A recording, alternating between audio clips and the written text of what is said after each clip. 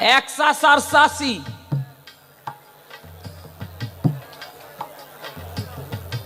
খালি চাচার লগে ঝগড়া করে। ঝগড়াটা কি লইয়া জানেননি? ঝগড়াটা হইলো কয় বিয়ার পর আমার এই স্বামীরে চুমা দিয়ার আমার মন বলল না। কয় কেন? কয় একবার চুমা দেই লাগে গরম, আরেকবার চুমা দেই লাগে শীত। তো মানুষে জিগায় কিও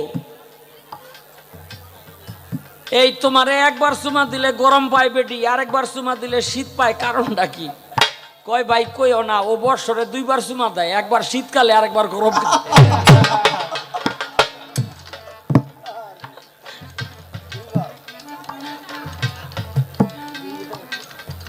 এই যে কিছু মাইনা গুলি একটু চাপেন, আমার চাচার একটু দেখতে দেন। কথাটা শিক্ষণীয়। কেন? আমরা অনেক সময় মা বাবারে অবহেলা করি, করি কিনা?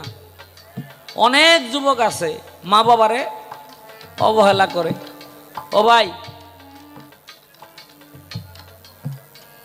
একজনের বাবা বুড়া হইয়া ঘরের মধ্যে পড়ে গেছে, পায়খানা প্রসাব বিছনার মধ্যেই করে, খেয়াল করতে পারে না বুড়ায়। তো পোলায় কয় বাবা ঘরে বিছনার মধ্যে এই কামটা আপনি কইরেন নাম গো, ডাক দিয়ে না। বুড়ার তো আর কোন জায়গাতে যাইয়া পরে টের পায় না। ও ভাই, ছোট করে একদিন, দুই দিন, তিন দিন, 4 দিনের দিন পোলায় ধরিয়া থাপা দিয়া বাবারে পাজা কুলা কইরা বাড়ির পাশে রাস্তার পাশে একটা আম গাছ তোলা থুইয়া দিছে। পোলায় বাবাই কয় পোলারে বাবা হেনে আনলি কেন? কয় আজ থেকে তুমি এই গাছতলায় থাকবা। কয় বাবা এই গাছতলায় আমারে রাখিস, এর চেয়ে বেশি দূরে নিস না।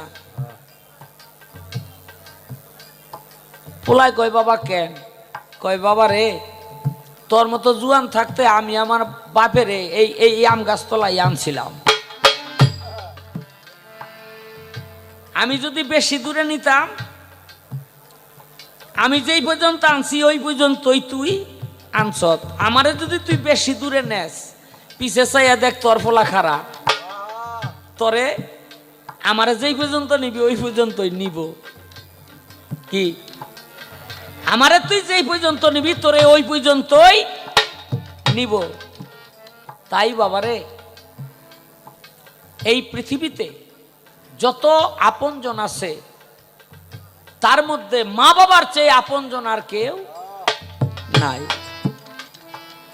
মা এবং বাবা হলো বিনা স্বার্থের শ্রমিক। এই পৃথিবীতে যে যত কাজ করে কোনো স্বার্থের বিনিময়ে, একমাত্র মা এবং বাবা কোনো স্বার্থ ছাড়াই সন্তানের জন্য নিরলস কাজ করে যায়।